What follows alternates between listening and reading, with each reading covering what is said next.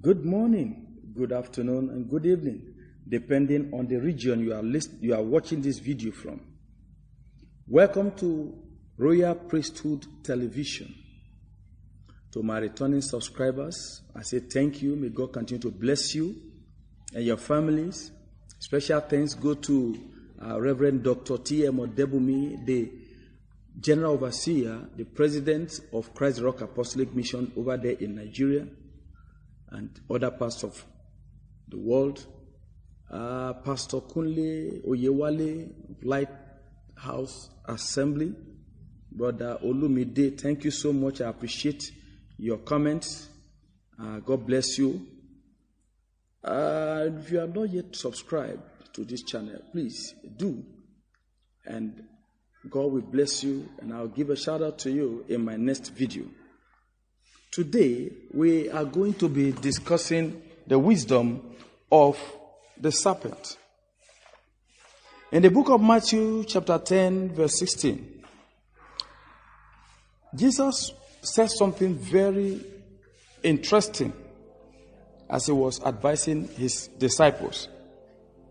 I read Matthew 10, verse 16. He said, "Behold, I send you forth as sheep in the midst of wolves. Be ye therefore wise as serpents and harmless as doves." In this verse, Jesus was instructing his disciples on how to go about their first evangelistic journey to the unbelieving Jews. As he spoke, he said something very deep. He said they are going as sheep in the midst of wolves. Sheep amongst wolves is like a suicide mission. Why? Sheep are very timid animals. They are very fearful. While wolves are predators, very aggressive. When a wolf sees a sheep, he wants to kill and eat. But Jesus then gave an answer to how a sheep can win a wolf and turn it to a sheep. He said they have to be wise as serpents and harmless as a dove. Serpent is a deadly animal, but very wise. It crawls on his belly. In Genesis chapter 3 verse 1, the Bible says it's subtle.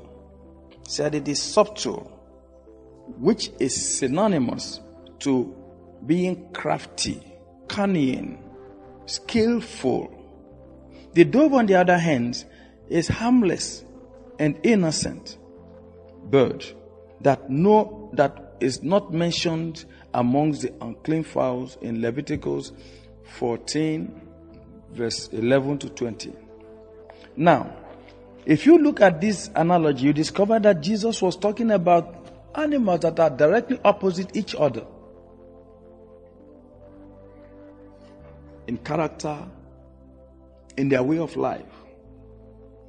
Now, in other video, I will create a video where we shall have time to talk more about the doves, about the sheep. But right now, let us just examine why Jesus asked his disciples to learn from the serpent.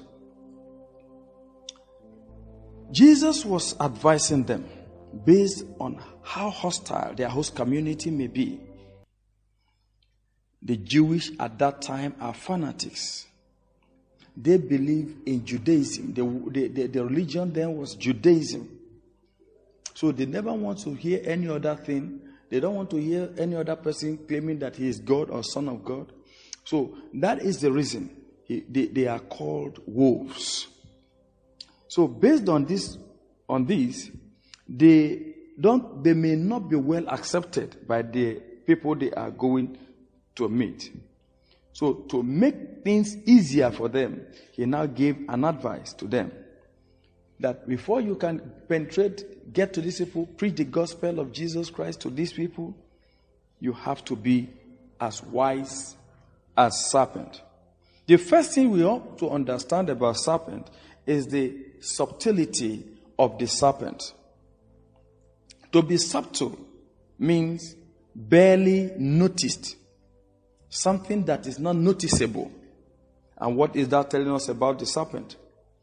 When serpent enters a new environment, it will lay low. It will not announce itself. It will stay and study the environment before even revealing itself a little.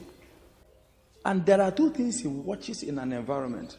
The first, he wants to know the proximity of that place to the food that he will eat. And second, the proximity of human to its new home. If you discover that in that place, food is not so close to that place, or that people are much in the area, the serpent will look for a way out of that place. And what are we going to learn from this? As a young believer in a new church, a new environment, you have to lay low like the serpent. Don't show off. Don't try and let people notice you. You may be a good singer, you may be gifted, you may have some certain spiritual gifts. Just watch. Allow God to announce you. That doesn't mean you will not join the workforce, but allow God to reveal you to the people. Else, you may step on toes. You may not know how receptive the pastor of that new place is, or the departmental head, how tolerant he is. It may be such that wouldn't like anybody to show his gift because he doesn't have. So if you reveal what you have, it becomes an enemy, and that may be an end to that gift in your life. The second thing about the serpent is the serpent knows when to attack and when not to attack. They don't just come out because they know when they move anyhow, they get killed. So what is that telling you as a Christian? When you are going on an evangelism journey, you know when to minister to people, when to deliver your message, how to deliver this good news. Yes, it is good news, but there's a way you deliver the news. You know when. At times, it may cost you money. You may come up and give gifts. You may become friend to the person you want to speak to first. Allow him to give you space, the audience. Then you now deliver the word. And the other thing again is, if you go out on evangelism, and you see two unbelievers or three of them sitting together discussing, it were better for you just lay low. It were better to speak to just one. But don't do that when they are all together. Because even if you try to win the heart of the particular one you are speaking to, the remaining two, if they are not interested, whatever you've come to do will be a waste of time, because they will convince that person not to. And that person may not even want to listen to you, because it is the midst of people that doesn't believe in what you are saying. So it will be better one-on-one. When you see that person alone, you now approach that person and share your good news. If it allows you, then you share it with him. If he says no, you just say they should just turn back and wish them well. The third thing about the serpent is that the serpent shades off its skin to wear a new look. Before going for soul winning, one of the criteria is that you must be born again. If you are not truly born again, you still have some hidden sins, you are not convinced already that you are born again, you've not shed off your old negative nature and mindset, it will be so difficult for you to win a soul. Because you must be better off than the person you want to convince to repent from sin. If you live a sinful life, you have to repent first. You are dressed worldly. you dressed in a worldly way, you dressed in an irresponsible way, and you come out and you say you want to minister to people, you'll be embarrassed. You have to put off your old carnal nature and put on your new man and let it be seen in you. If you are a fornicator, you are a drunkard, you are an adulterer, well known, and you carry your Bible and you say you want to speak to someone, an unbeliever, who wouldn't even like to be as bad as you are, it will embarrass you.